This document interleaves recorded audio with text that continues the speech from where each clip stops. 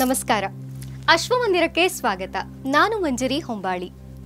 ನಾವು ಭಾರತೀಯ ಹೆಣ್ಮಕ್ಳು ಬಳೆಗಳನ್ನ ಯಾಕೆ ಧರಿಸ್ತೀವಿ ಗೊತ್ತಾ? ಬಳೆಗಳು ಸಂಪ್ರದಾಯದಲ್ಲಿದೆ, ಸಂಪ್ರದಾಯದಲ್ಲಿ ಹೇಳಿದ್ದಾರೆ, ಶಾಸ್ತ್ರ ಅದಕ್ಕೆ ಹಾಕೋಬೇಕು ಅಂತನಾ? ಅಥವಾ ಬಳೆಗಳನ್ನ ಹಾಕೋದ್ರಿಂದ ವೈಜ್ಞಾನಿಕ ಕಾರಣ ಏನಾದರೂ ಇದೆಯಾ? ನಾನು ಅದನ್ನ ಹೇಳ್ತೀನಿ. ನಮ್ಮ ಹಿಂದಿನವರು ಕಡ್ಡಾಯವಾಗಿ ಗಾಜಿನ ಬಳೆಗಳನ್ನೇ ಧರಿಸ್ತಿದ್ರು. ಚಿನ್ನದ ಬಳೆಗಳನ್ನ ಮಿಕ್ಸ್ ಮಾಡಿ ಹಾಕೋತಿದ್ರು. ಇತ್ತೀಚೆಗೆ ಚಿನ್ನದ ಜೊತೆಗೆ ಬೆಳ್ಳಿ, ಬೇರೆ ಬೇರೆ ಲೋಹಗಳು, ಫ್ಯಾಷನ್ನಲ್ಲಿ ಅರಗು, ಮಣ್ಣು, ಬೇರೆ ಬೇರೆ ಥರನಾದ ಬಳೆಗಳನ್ನ ಧರಿಸೋದನ್ನ ನೀವು ನೋಡೇ ಇರ್ತೀರ. ಆದರೆ ಗಾಜಿನ ಬಳೆಗಳೇ ಸರ್ವಶ್ರೇಷ್ಠ ಅನ್ನೋದು ನಮ್ಮ ಸಂಪ್ರದಾಯದ ನಂಬಿಕೆ. ಅದಕ್ಕೆ ಕಾರಣವೂ ಬಲವಾಗಿದೆ. ಈ ಗಾಜಿನ ಬಳೆಗಳಲ್ಲಿ ಅದೆಂಥ ಶಕ್ತಿ ಇದೆ ಅಂದರೆ, ಈ ಗಾಜಿನ ಬಳೆಗಳು ವೈಜ್ಞಾನಿಕವಾಗಿಯೂ ಕೂಡ ನಕಾರಾತ್ಮಕ ಶಕ್ತಿಗಳನ್ನು ತೊಡೆದು ಹಾಕಿ ಅಲ್ಲಿ ತುಂಬ ಪಾಸಿಟಿವ್ ಎನರ್ಜಿನ ಕೊಡುತ್ತವೆ. ಹಾಗಾಗಿ ಮನೆಗಳಲ್ಲಿ ಮಹಿಳೆಯರು ಹಾಕುವಂಥ ಗಾಜಿನ ಬಳೆಗಳ ಅದರ ಶಬ್ದದ ಒಂದು ಸಹಾಯದಿಂದ ಮನೆಯಲ್ಲಿನ ನಕಾರಾತ್ಮಕತೆಯನ್ನ ಅಂದರೆ ನೆಗೆಟಿವ್ ಎನರ್ಜಿಯನ್ನ ಕಮ್ಮಿ ಮಾಡಬಹುದು ಅನ್ನೋದು ಹಿಂದಿನವರ ಆಲೋಚನೆಯಾಗಿತ್ತು. ಎಷ್ಟು ಸುಂದರವಾದ ಆಲೋಚನೆ ಅಲ್ವಾ? ಅಲ್ಲದೆ ಶಾಸ್ತ್ರದಲ್ಲಿಯೂ ಕೂಡ ಬಳೆಗಳಿಗೆ ವಿಶೇಷ ಪ್ರಾಮುಖ್ಯತೆ ಇದೆ. ನಮ್ಮ ಮುತ್ತೈದೆಯರು ಧರಿಸುವಂತಹ ಬಳೆಗಳಲ್ಲಿ ಈ ಒಂದು ಕೆಂಪು ಮತ್ತು ಹಸಿರು ಬಳೆಗಳು ಬಹಳ ಪ್ರಾಮುಖ್ಯತೆಯನ್ನ ಪಡೆದಿದೆ. ಕೆಂಪು ಮತ್ತು ಹಸಿರು ಬಳೆಗಳಲ್ಲಿ ಸಾಕ್ಷಾತ್ ಲಕ್ಷ್ಮೀದೇವಿಯ ಸನ್ನಿಧಾನ ಇರುತ್ತೆ ಅನ್ನೋದು ನಮ್ಮ ಸಂಪ್ರದಾಯದ ನಂಬಿಕೆ. ಇನ್ನು ಈ ಬಣ್ಣಗಳಿಗೆ ತಕ್ಕ ಹಾಗೆ ಅದರ ಫಲಗಳು ಮತ್ತು ಅದರ ಗುಣಗಳು, ಉಪಯೋಗಗಳು ಕೂಡ ವಿಶೇಷವೇ. ಹಸಿರು ಬಳೆಗಳನ್ನ ಧರಿಸಿದ್ರೆ ಅವು ಸಮೃದ್ಧಿಯನ್ನ ಹೆಚ್ಚು ಮಾಡುತ್ತೆ ಅಂತ ನಮ್ಮ ಶಾಸ್ತ್ರ ಹೇಳುತ್ತೆ. ಜೊತೆಗೆ ಕೆಂಪು ಬಳೆಗಳು ಶಕ್ತಿಯನ್ನ ನೀಡುತ್ತೆ, ಶಕ್ತಿಯ ಪ್ರತೀಕ ಅಂತ ನಮ್ಮ ಶಾಸ್ತ್ರದಲ್ಲಿ ನಂಬಲಾಗಿದೆ.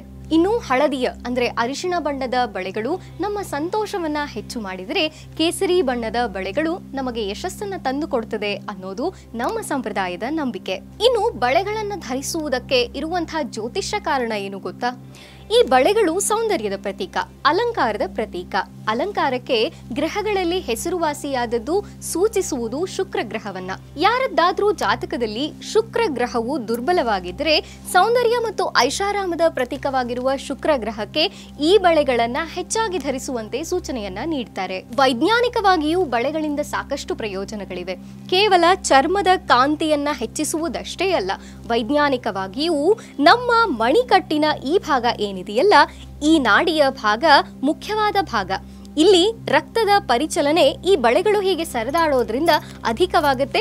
ದೇಹದಲ್ಲಿ ರಕ್ತ ಚಲನೆ ಸರಾಗವಾಗ್ಲಿಕ್ಕೆ ಈ ಬಳೆಗಳು ಸಹಾಯ ಮಾಡುತ್ತೆ. ಜೊತೆಗೆ ಈ ಬಳೆಗಳು ಸಾಮಾನ್ಯವಾಗಿ ರೌಂಡ್ ಶೇಪ್ನಲ್ಲಿ, ದುಂಡನೆಯ ಆಕಾರದಲ್ಲಿ ಇರೋದ್ರಿಂದ ನಮ್ಮ ದೇಹದಲ್ಲಿ ಉತ್ಪತ್ತಿಯಾಗುವಂತಹ ಉಷ್ಣತೆಯನ್ನ ಈ ಬಳೆಗಳು ವಾಪಸ್ ಅದೇ ವಿದ್ಯುತ್ತನ್ನ ದೇಹಕ್ಕೆ ಕಳಿಸಿ ಸಮತೋಲನವನ್ನ ಕಾಪಾಡುತ್ತೆ. ಅರ್ಥಾತ್ ನಮ್ಮ ದೇಹದ ಉಷ್ಣತೆ ನಮ್ಮ ದೇಹದಲ್ಲೇ ಉಳಿಯುವಂತೆ ಈ ದುಂಡನೆಯ ಬಳೆಗಳು ನಮಗೆ ಸಹಾಯ ಮಾಡುತ್ತೆ. ಇನ್ನು ಗರ್ಭಿಣಿಯರಿಗೂ ಕೂಡ 7 ತಿಂಗಳ ನಂತರ ಹೆಚ್ಚಿನ ಹಸಿರು ಬಳೆಗಳನ್ನ ಕೈಗೆ ಧರಿಸಲಿಕ್ಕೆ ಸೂಚನೆಯನ್ನ ನೀಡ್ತಾರೆ. ಯಾಕೆ ಗೊತ್ತಾ?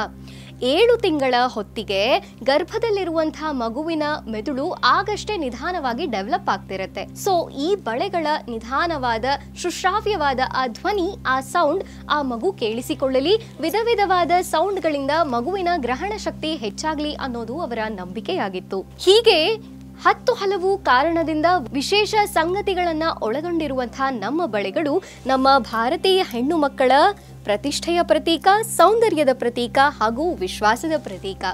ತಪ್ಪದೆ ನಾವೆಲ್ಲ ಇನ್ಮುಂದೆ ಗಾಜಿನ ಬಳೆಗಳನ್ನೇ ಹೆಚ್ಚಾಗಿ ಧರಿಸೋಣ. ನಮ್ಮ ಸಂಸ್ಕೃತಿ, ನಮ್ಮ ಸನಾತನ ಧರ್ಮವನ್ನ ಉಳಿಸೋಣ. ಇದಾಗಿತ್ತು ಈ ಹೊತ್ತಿನ ವಿಶೇಷ.